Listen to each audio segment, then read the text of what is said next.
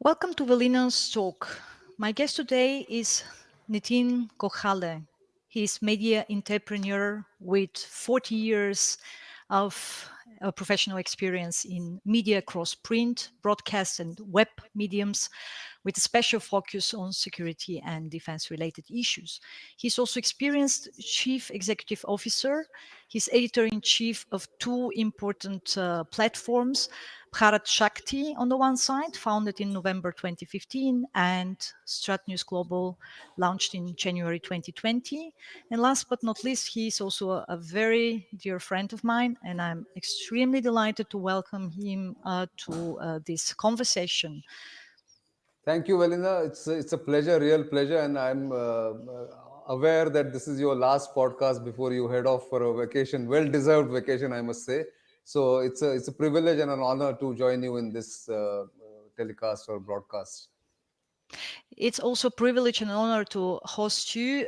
This is not the first time and certainly not the last time, and we have a lot to unpack. But before we start, of course, with most urgent topics, namely the conversation today is titled Lessons from Sri Lanka's Crisis. I would also like to outline that this podcast is possible thanks to the cooperation with Bharat podcast, which is one of India's most important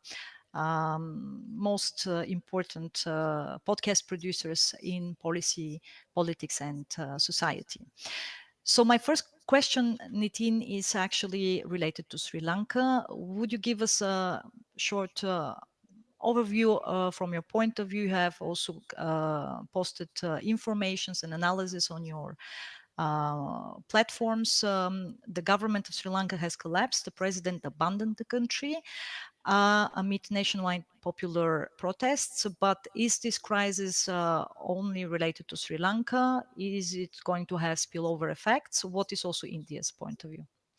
Well, a lot to unpack, as you said, and over the weekend, Sri Lanka has witnessed unprecedented scenes and an uprising which was spontaneous, which was amorphous in many ways. There was no leadership, there was no central organization that got people together to come and march on the presidential palace or the presidential office in Colombo, which is the capital.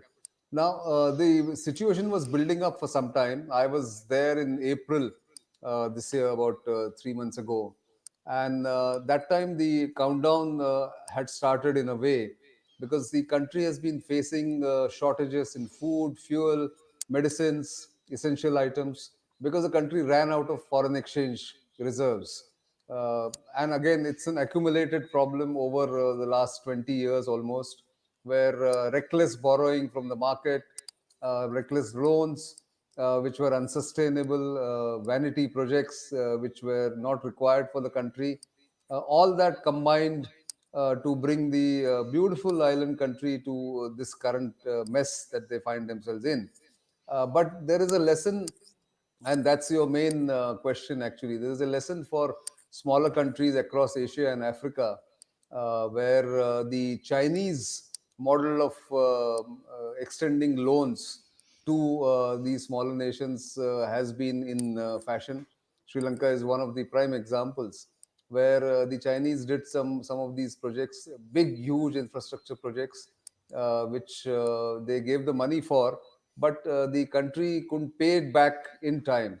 And when they couldn't pay it back, they took equity in these projects. They sort of started taking up ownership, part ownership of these projects in a sovereign country.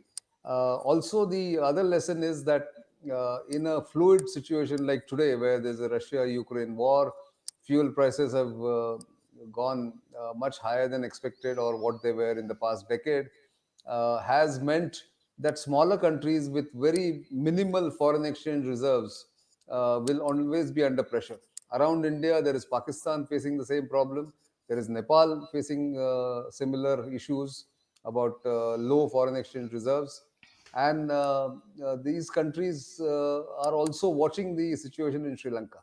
Sri Lanka, of course, is part of, as I said, a problem has arisen because the successive governments from 2000 onwards or a little earlier than that did not bother about how they are going to repay these loans and the interest on these loans. So long as the tourism was booming, and it depends on tourism for foreign exchange earnings. Nearly 30% of foreign exchange comes from the dollars come from tourism in Sri Lanka. Then another 5 to 6% comes from the remittances of expat Sri Lankans all over the world. All that got halted because of one culprit, and that is COVID 19, China. So the moment COVID 19 hit Sri Lanka, it managed the COVID 19 pandemic very well. It did not allow too many people to die or too many people to fall sick. But its tourism industry became sick because tourists were not allowed to come in. The strict lockdowns were there. And so the entire industry, which was sustaining partly the government earnings in foreign exchange, just collapsed. A lot of Sri Lankans lost their jobs abroad and they came back. So their remittances in foreign exchange or in dollars also came down to a trickle. And then, of course, there were a couple of mistakes that the president of Sri Lanka, Gotabaya Rajapaksa, did. He brought down the tax rates of the value added tax by 50% to meet what he had promised, or to fulfill his promise in the elections of November 2019. That meant that the government had no revenue to speak of. And then, of course, he banned chemical fertilizers for agriculture, which meant that the productivity in the agriculture sector went down and the food prices just rocketed to unprecedented levels, bringing in more hunger, more misery to the people and the farmers.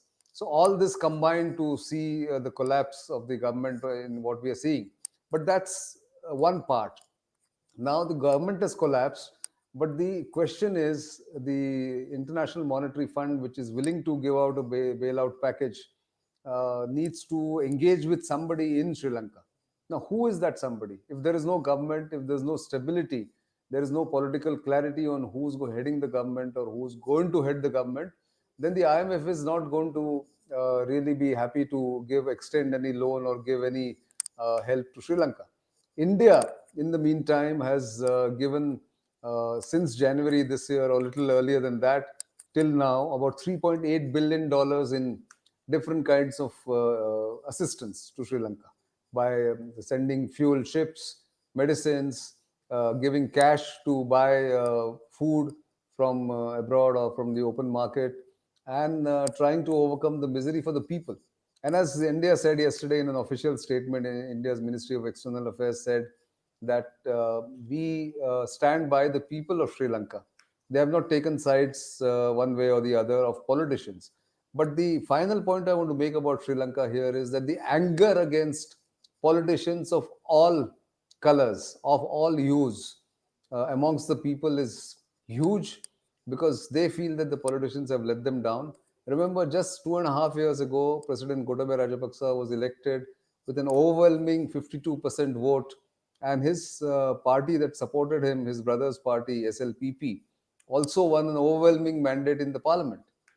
All that it took to overturn that mandate, that support, is this economic misery. So there is a lesson for everybody in various ways, how not to manage economy, how not to borrow beyond your capacity, and how one must have reserves to meet the exigencies during a rainy day, which is what the Russia-Ukraine war has brought upon the world. India is battling high fuel prices too, because India imports 70% of its energy needs from abroad. And oil prices do impact India's economy too. But we are a bigger country, bigger economy, better managed, and those problems are not there in India. But as I said, smaller countries around India do have a problem, and there are lessons they must be watching and learning and trying to implement from what happened in Sri Lanka. Velina? I have a question, and that is related still to Sri Lanka, because you mentioned China, and China is well invested in Pakistan and in Myanmar, specifically when we look at these two huge economic corridors. Do you anticipate spillover effects, for instance, specifically for Pakistan, you name it, by the way, and Myanmar, that can also result in broader instability, economic instability in the region. Oh, indeed, it will, especially in Pakistan. Myanmar can still abandon the projects and get away with it because they haven't they haven't progressed much beyond a certain point, which can not impact the projects really.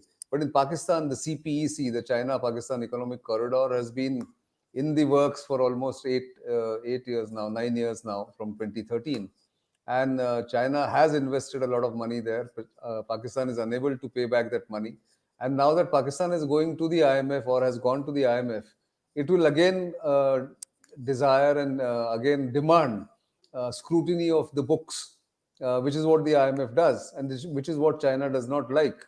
So China has started asking for repayment of some of that loans and grants that they have given to Pakistan, which is going to put further pressure on Pakistan really and Pakistan's economy. Fuel prices have been already increased there beyond any other level that has been seen in the past, and Pakistan has no revenue to speak of except for the bailout given by the Chinese for a number of years. In Myanmar, the situation is slightly different because there the Chinese were already doing those projects by owning those projects. The Myanmaris had no money to speak of to begin with, and therefore all the money that is invested in the projects in Myanmar are Chinese money, whereas Pakistan had paid part of the project cost with China in the CPEC. That's the fundamental difference. But yes, both are under pressure, and both can collapse anytime. In fact, one of the reasons that the Pakistanis want to uh, have peace with India, or at least have pretense of a peace with India, is the economic situation that we are seeing right now in Pakistan. Which maybe is one of the really rare good news for the region, given the growing tensions between China and Excuse me. India. But about that a little bit later. First, I Yes. would like to move to Japan.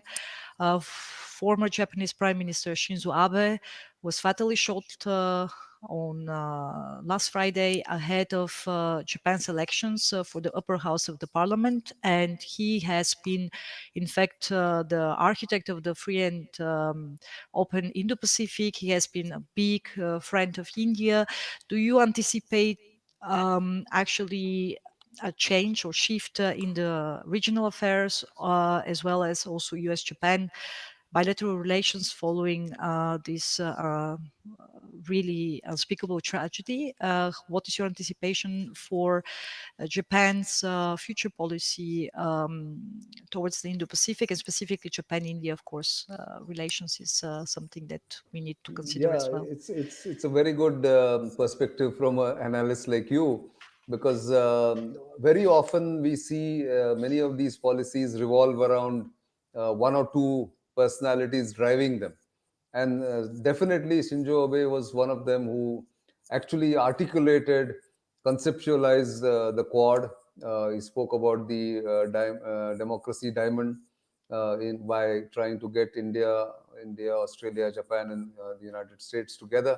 He spoke about it for the first time in the Indian Parliament in 2007, as you will recall, and then, of course, sort of lent his full weight in trying to propagate Quad and the Indo-Pacific and free and open Indo-Pacific.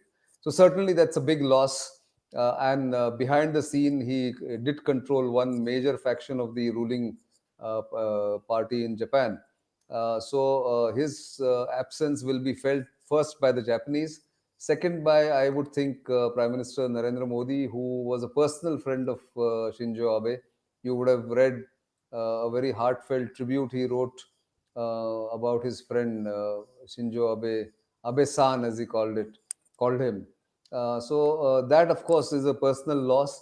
But institutionally, I think the India-Japan relationship is far deeper and structurally in a very good position to continue to do what they set out to do many years ago, nearly 15 years ago.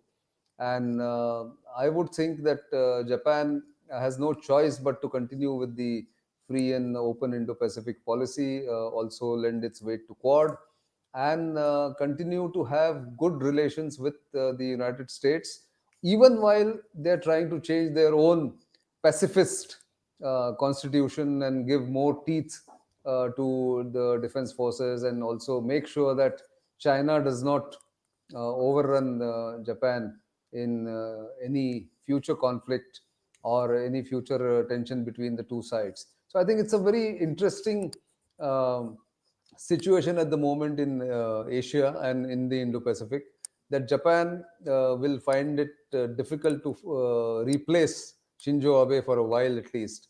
His stature, his charisma, his contacts are something that cannot be replicated suddenly.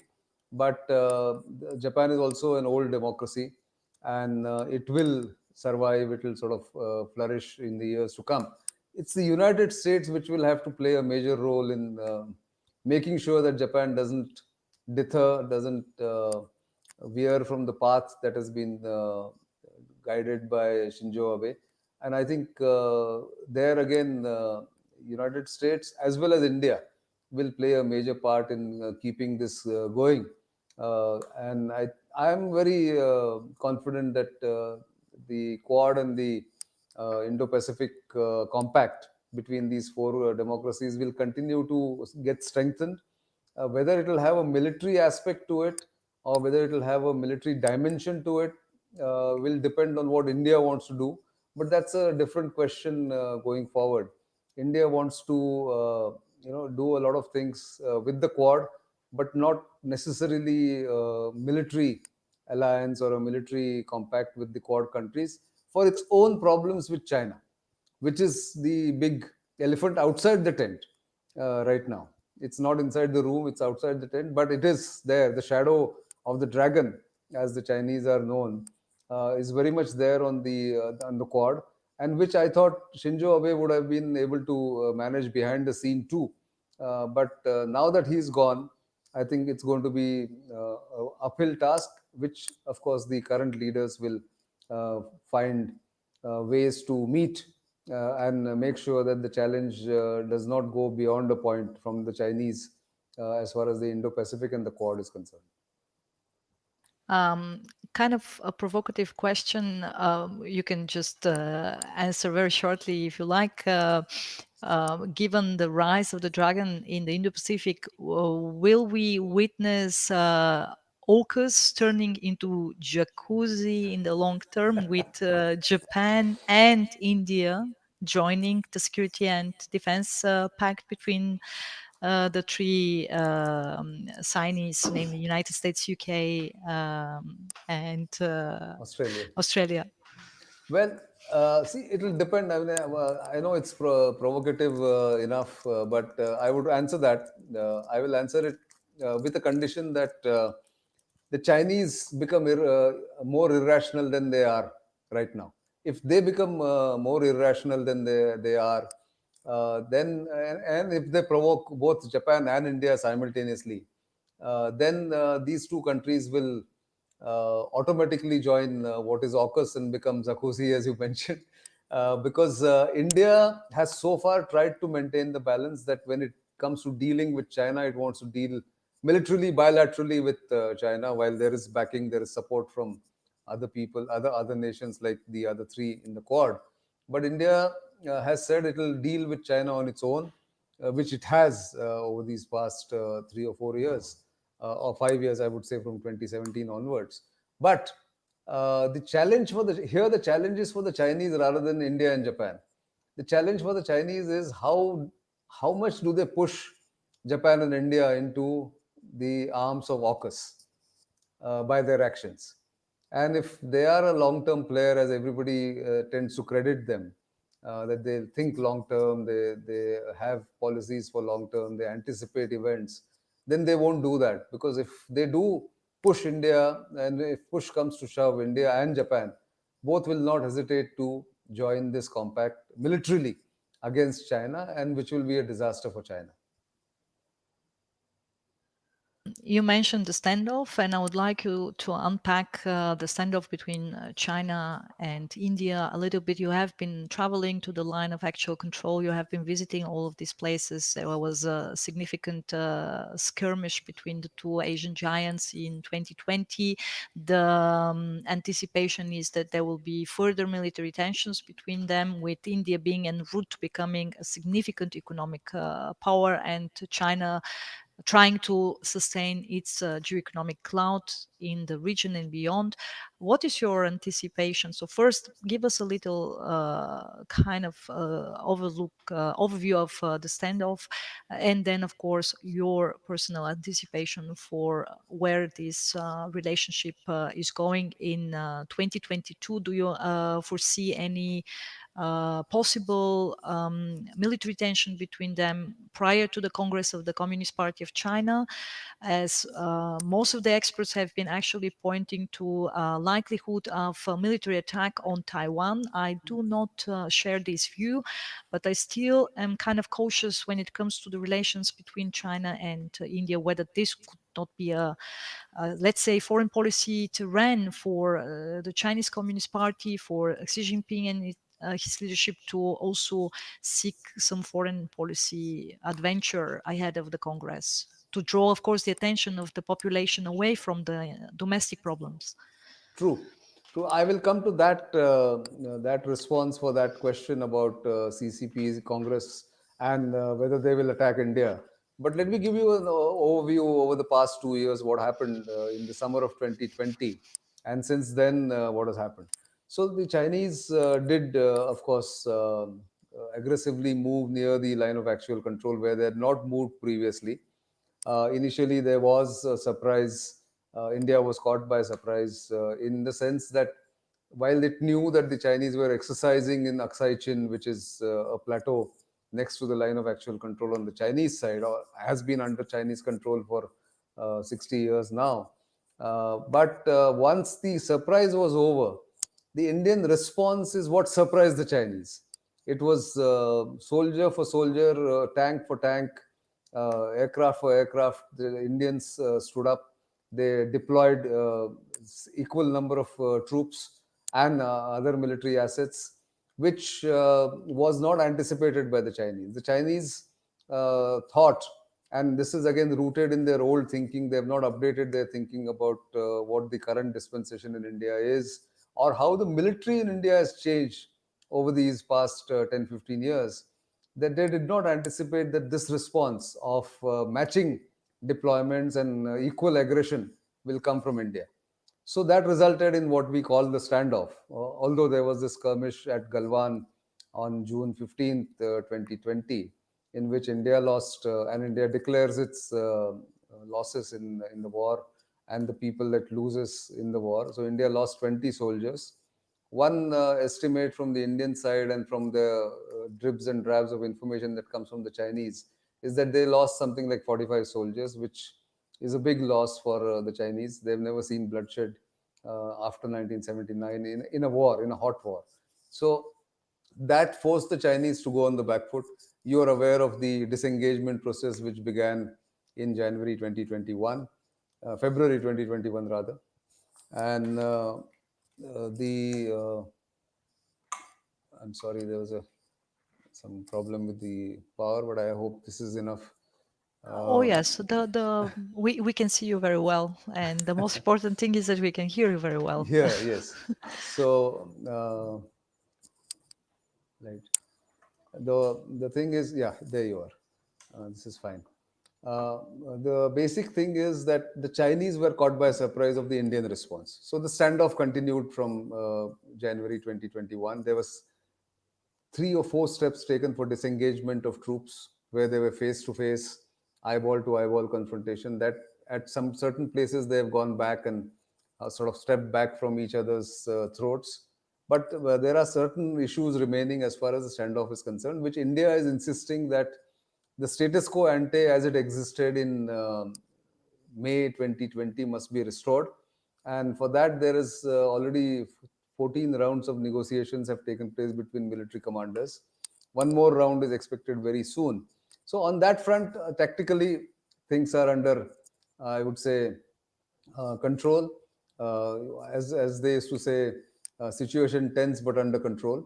So the number of troops remain deployed. They are eyeball to eyeball. They've spent 2 winters, which are very harsh at that altitude, and not very conducive for human beings to be deployed there continuously. But India has managed that because India has had the experience of being deployed at those heights for quite some time. It is the Chinese which are probably facing the problem, and they want this to be resolved going forward. That's the situation as far as tactical on ground deployment is concerned, where I have traveled to both Arunachal Pradesh, where there is no standoff, and to Ladakh, where there has been a standoff. But coming to your question about what next, what is the future, and I would think that the future is anybody's guess. My guess, since you asked me my guess, I think the Chinese would like to keep this at a threshold where there is no war, or there is no compulsion for India to launch an all-out offensive. So they will continue to do these small skirmishes, pinpricks, as it were, by trying to intrude into one area, then India trying to stopping them, and then India trying to do something else. This is what they will do. So I think India has now come to a stage where it anticipates the Chinese moves very quickly, and has also taken measures to punish the Chinese, not just militarily by keeping the troops at those harsh altitudes for a prolonged period by being equally aggressive, but also economically and otherwise.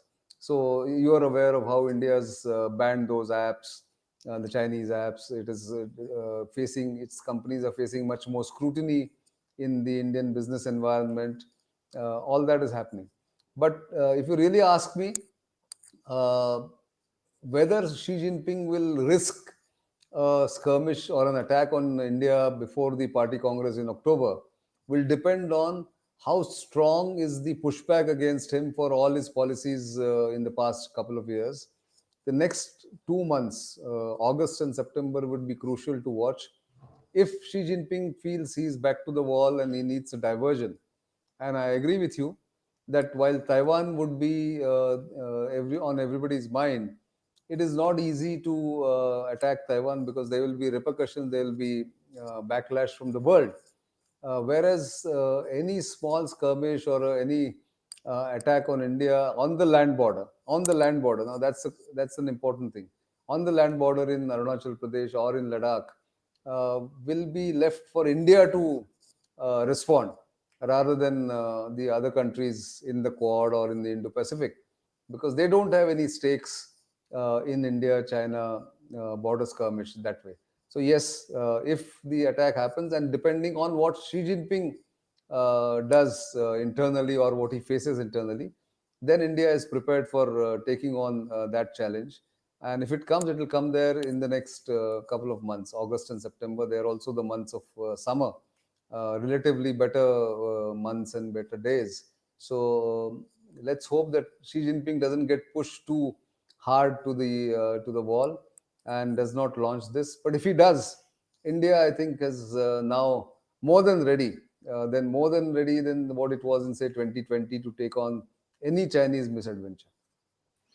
Maybe a small technical question in addition. Are there any observations and reliable information regarding the deployment of Chinese troops along the line of actual control or near the land border? There were many reports, but I'm somehow not convinced that they are reliable.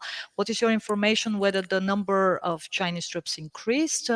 Some reports said even 50,000. As I said, I'm not in the position to validate this information. And the second, I think, technicalities regarding S-400, the Russian air defense system that has been delivered to both China and India. Do you think that it may be deployed on both sides of the common border at some point of time? And obviously, Russia in this particular case is playing a kind of controversial role, right? On the one side, of course, stable, long-term strategic partner of India, but on the other side, engaging with the dragon bear, this kind of tactical, Your your asymmetrical. your definition of dragon bay. You are the one who coined that term. Yeah, so tactical, asymmetric, kind of modus vivendi of coordination that is meant for this transitionary period of the international global affairs, for the international relations. Oh, indeed. In fact, it's an important question. The number of troops remain constant since what they were, say, in October 2020 or August 2020, which is about 60,000 on both sides, both on the Indian side as well as on the Chinese side. What has changed on the Chinese side is they did not have permanent infrastructure for basing these troops in, say, 2020 or early 2021. But since then, they have dug up the place and has established permanent bases at tactically important locations. Now, that is something that has changed, which is also true as far as India is concerned. India did not have so many troops in Ladakh, for instance, to take on the Chinese. But because the Chinese have done that, India has also been forced. In fact, it has telescoped its 5 year plan into doing it in 2 years, implementing that plan in 2 years of infrastructure development, getting more facilities for the troops, living habitats, and also getting the logistics right, which again India has also done like the Chinese. So the positions have hardened in a way that it will only lead to a stalemate going forward. And India is not an aggressor. What India will do is, if Chinese try any misadventure, it will certainly stand up firmly, given what it has done now in the past 2 years or so. So I think the Chinese, if they need to defeat India decisively, overwhelmingly, then it needs to bring at least 7 times the current strength of its troops to that area, which again, I doubt whether the Chinese want to do that. That will go up to almost 700,000 troops to come into that harsh terrain and territory, which I think the Chinese will not risk at this point in time. So I think we are looking at a stalemate, looking at a military standoff to continue, which bleeds both sides. Of course, it hurts India in a bigger way than the Chinese, because India is a smaller economy than China. But India is resilient enough and has deep pockets over the years it has developed to absorb that kind of shock, which it has done in the past 2 years or so, as far as spending is concerned, or funding the troops deployment is concerned. Another hotspot in the current global affairs is the ongoing war launched by Russia on February 24th against Ukraine. It changed completely the whole European security order. Currently, Russia already has the whole province of Lugansk under the control of the Russian troops, and more than 50% of Donetsk, the other province in the Donbass, in the east of Ukraine. It has also enlarged its positions in the south of Ukraine. But the war is far from over. Nobody can tell whether it will take a few more months or actually a few more years. And also, on the behalf of the Ukrainian government, there are already plans actually for counterstrikes, for instance, in the south of Ukraine. India has, of course, its own view on the war, and it has, as I already said, very stable, long-term oriented strategic partnership with Russia that is derived from many strategic issues from the time of the Cold War up until now, and it will actually further regard Russia as a strategic partner, no matter the developments in Europe. I think that this sums up, and as a European, this is, I think, the cold-blooded realpolitik situation. But can you give us a little bit more from India's point of view, how India, the Indian government, is regarding, of course, this war and also the anticipation for the post-war European security order. What is also the role India wants to play given this shifting reality on the old continent? Just as a reminder, currently the bilateral relationship between the European Union, that means the institutions, but also European powers and India, has never been at such a high in terms of free trade agreement negotiations, which were put on hold in 2013, Indo-Pacific strategies being actually adopted in several key European powers. In Europe, there is this very positive, or at least it was this positive mood, of course, before the war, because it drew the attention towards Russia once again. But the anticipation is that Europe and India can actually pursue a third way in order to not get caught between the systemic rivals China and United United States. States. So, what is the common view right now, the anticipation, and also probably the future policy of India when it comes to the when it comes to Russia, but also when it comes to the old continent? Well, a lot to unpack there, and a very important question. I think in India there are two levels of understanding as far as the Russia-Ukraine war is concerned. One is that uh, the Russians haven't really put everything that they can or they could in pursuing this war or prosecuting this war. It is still being regarded by Indian decision makers as a special operations, as mentioned by President Putin uh, against Ukraine. So the outcome of this thought school of thought is that this will continue and this will be a prolonged kind of an operation. The skirmishes will go on. There will be ups and downs between the two sides, and therefore we have to be prepared to face the consequences or the fallout of this prolonged skirmish or a prolonged fight between the two sides. That's point number one. Point number two is that while India's relationship with Russia is certainly important in many ways, Russia is also a supporter in the P5 in the United Nations, uh, and of course now France has taken over that responsibility in many ways. So, but the defense relationship remains very robust and very dependent on the Indian side on Russia. S-400 you mentioned, India has got delivery of two of those six systems that it has ordered, but it is yet to disclose where those systems are being deployed. You're right about anticipating it, that it will be deployed on the Chinese border. But my sense is that because China has the same system, India will try and first deploy those systems on the Pakistan border, but will continue to press Russia for more such systems because it's one of the most effective uh, air defense systems in the world. That said, India is also diversifying its supply chain as far as defense industry or defense equipment is concerned. It is going in a big way to create an Indian industry, Indian ecosystem under what is called in Indian language Atmanirbharta, that is self-reliance in defense, by encouraging, by supporting, and by giving more opportunities to Indian companies, even if they go and initially collaborate with bigger defense giants and defense manufacturers.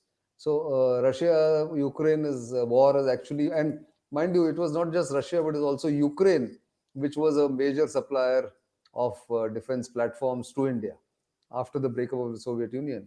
Many of our gas turbine engines for the ships come from Ukraine, used to come from Ukraine. Now, what happens to that? The Indian Navy will have to anticipate. While it has reserves for the over the next 2 years for replacement of those engines, but what happens if this operation or this war goes on for over the next 2 years? That is the anticipation that India will have to do. Coming to the larger strategic relationship between India and the European nations, I think India is separating its approach to European nations on the FTA, on technology green technology coming from Scandinavian countries, European countries into India.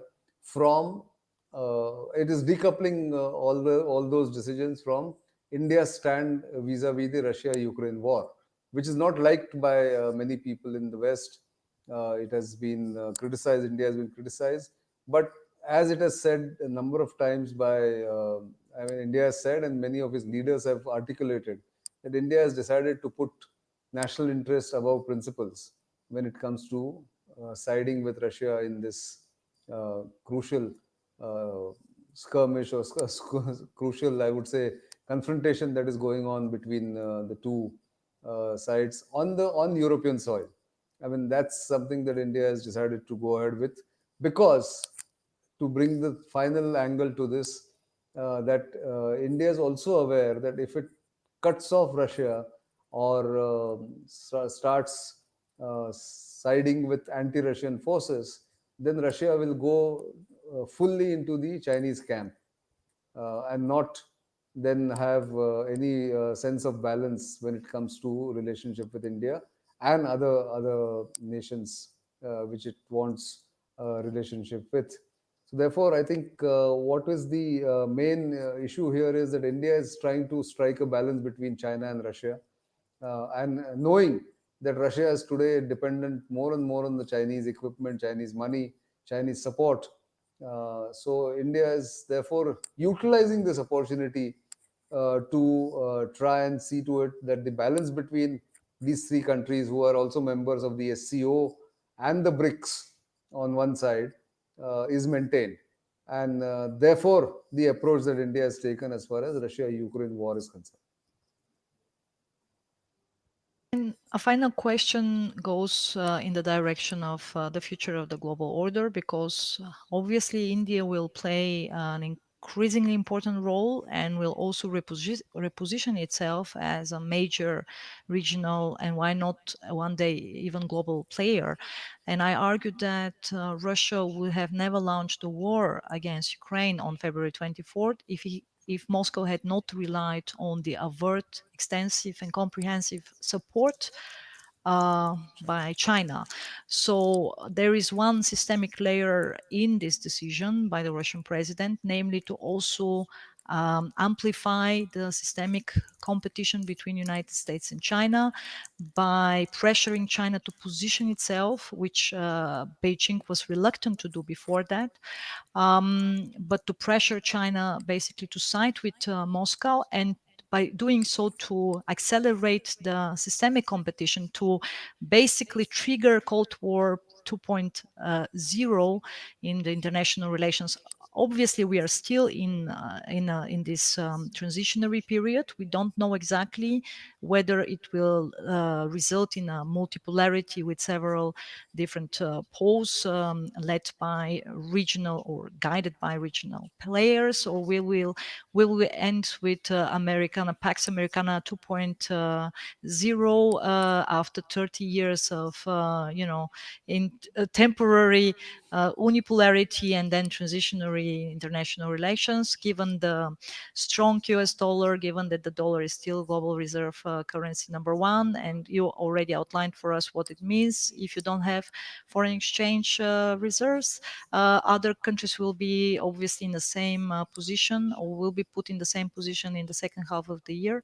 But still, what do you think will be India's position in this transitionary period of the international relations? If you look at all these important, relevant regional constellations where India has become part of, like the Quad, the talks with the AUKUS powers in the Indo-Pacific, but on the other side also being member of BRICS and the Shanghai Cooperation Organization, having this special relationship with Russia. So basically also kind of being involved with the dragon bear.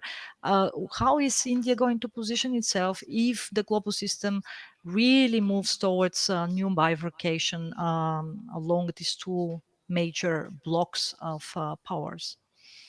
Absolutely. In fact, one of the frustrating points about India that I hear increasingly from my friends in the West is, can't it choose the side of what is right? So my counter question, based on my conversations in the Indian system, is that what is right? Who decides? Is it what right is for Europe and United States? Is it right for India? Because the geographical location of India and the very fact that India, amongst the four Quad countries, let's say, is the only country which faces a land contested land border with China, and a China which is backed by Russia, uh, compels India to strike a balance between how it deals or bilaterally deals with China on one hand, and in a multilateral or a trilateral organization like the SCO and the BRICS, or four cornered organization like the BRICS, between Russia, China, and India. That is one challenge that India has, and which is trying to sort of create a situation where all three become important for those platforms or those groupings. That's why part of India's approach. Second part is that India is not averse to getting closer to the West and to the Quad member countries, and trying to be a power which I call, or others have called it, I'm sure, as swing power. That it is a power which can actually make a difference, and trying to get the two sides talking. People have asked this question: why can't India get Russia and United States together, or talking to each other? Why can't it play a role of the mediator? Now, the answer to that is, historically, India has shied away from being a mediator or a facilitator. That might change as the confidence grows, and as India becomes stronger economically and has the awareness about what's happening around the world. India might do that. But as far as Europe is concerned, India is very clear what it wants from Europe. It wants technology, it wants friendly relations, it wants environment protection and climate change mitigation in collaboration with the European nations. While it still depends on Russia on defense equipment, it doesn't mind getting technology for defense from the European countries, and giving the kind of impetus that is needed for getting Europe to be involved in the Indo-Pacific. So Germany, Britain, France, France in fact it calls itself the Indian Ocean power. So India wants to be a player in its own backyard, which is Indian Ocean region, parts of Central Asia, which are closer to Russia, and of course South Asia and Southeast Asia, parts of Southeast Asia, but not go beyond that at the moment. As you said, who knows whether it becomes a global player or not? But it certainly wants to uh, punch its weight according to what its size is and where it is located and where it is headed at the moment, both economically and militarily. So that's where I would think the striking of the balance is being sought by India. And I think all the major global players are aware of this tightrope walk that India does or has to do, given what the situation is globally. Mhm. Well, as I tend to say, I said this at the Resina conference while sitting next to the Indian foreign minister, Jain Shankar, that in fact currently the United States needs India more while facing the dragon bearer than India needs the US while facing China in South Asia and in the broader Indo-Pacific. But this is, of course, when it comes to hard power, and European powers will still have to learn, or let's say, relearn the language of hard power. But we will need another True. session to address all of these issues. I see that there are a few questions in the chat room, and I will probably address two of them just for the end of this session. That one is actually related to Sri Lanka. I think that the audience is still very much interested in what is going on there. So the question goes in the direction of your opinion about Sri Lanka entering a sort of association agreement with India. What is your view on that? Well, I think India will be a little wary of that, given the history of the relationship between India and Sri Lanka over the past nearly 70 years. Sri Lanka and India have had love-hate relationship. It has had ups and downs. They've gone the two extremes because there are uh, ethnic realities which cannot be ignored. There is a substantial Tamil population in Sri Lanka's north, which identifies itself with their Indian Tamil cousins, and ethnically they feel close to India.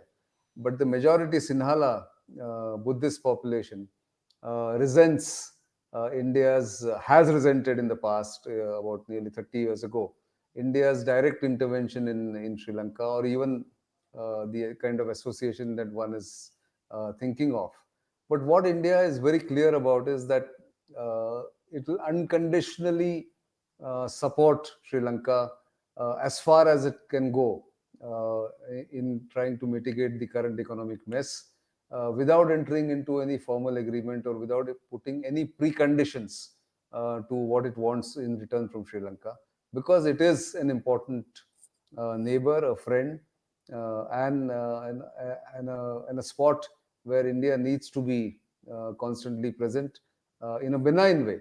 There are no military designs that India has on Sri Lanka, and therefore, I would think India will not want to, like it is wary of military alliance with the United States, for instance, or joining any of such AUKUS or any of those military alliances with the United States. It will be similarly chary. It will be similarly wary about doing any formal agreement with Sri Lanka, given the sensitivities involved on both sides. And there is also another question that is related to India's view on Germany. How does India actually look at Germany? Germany, as we know, is the industrial heart of Europe, is the most important economic partner for actually all European Union members, but it's also, of course, still being perceived as a major economic power in the international relations. So, what is the view from India on Germany? Is Germany being regarded as declining economic power, and specifically now, given all these challenges that the German government is facing with the transition, with the energy transition, now that there is also fear of actually gas embargo coming from Russia? Russia. Is it rather positive or a rather negative view that Germany will overcome these difficulties and challenges, and in fact Europe will be still on the rise as an economic bloc, or rather on decline? I think you yourself have answered these questions earlier during our chat conversations in the past. That the Europeans have lost the stomach for a fight. At least that's the view in India. The use of hard power. If, this become kind of a disempowered continent for some time since the past 4 decades, I would say. But that again is changing, is what the view is in India, that it has woken up from its slumber. And while there will be temporary downturn in Germany's economy because of the energy transition and the energy dependence it has on Russia, Germany is too strong a power to be put down. Or when I say power, in terms of its technology, in terms of its engineering skills, in terms of its manufacturing abilities, Germany is too strong to be kept down. And I think if there is a downturn, again, I'm no expert on economy or the way things will crystallize in coming months. Even if there is a downturn, and even if there is a setback for Germany, for Germany, it will be temporary, and Germany will again take its rightful place as an industrial powerhouse, if not a hard military power straight away over the next 3 or 4 years. Ladies and gentlemen, you've been with us for the last 60 minutes, and my dear friend and colleague Nitin Gokhale actually responded to all my questions. Please make sure to follow him on Twitter, where he has also posted his two most important platforms that you can also click on and find more information if you're interested. Nitin, thank you very much for staying with us for actually 60 minutes. We agreed on less, but in the end, I received all your attention, and I really wish you much success with all your undertakings and plans for the second half of the year. Thank you very much, Velina, and you have a great holiday ahead. This chat has really refreshed me. I had a small break because of some health setbacks, and this is the first long conversation I have had, which has refreshed my mind and has given me some food for thought by your very intelligent and very thought provoking questions. So, thank you for that opportunity, and see you on the other side. Thank you very much, and thank you also for your extensive and honest question. Actually, answers to my questions, for giving us so much information, specifically for those outside of South Asia. It's always very helpful to get the information firsthand. We will be back with more for sure. And as I said, much success to all your plans and undertakings. My pleasure, and thank you very much for having me on. Thank you. Thank you.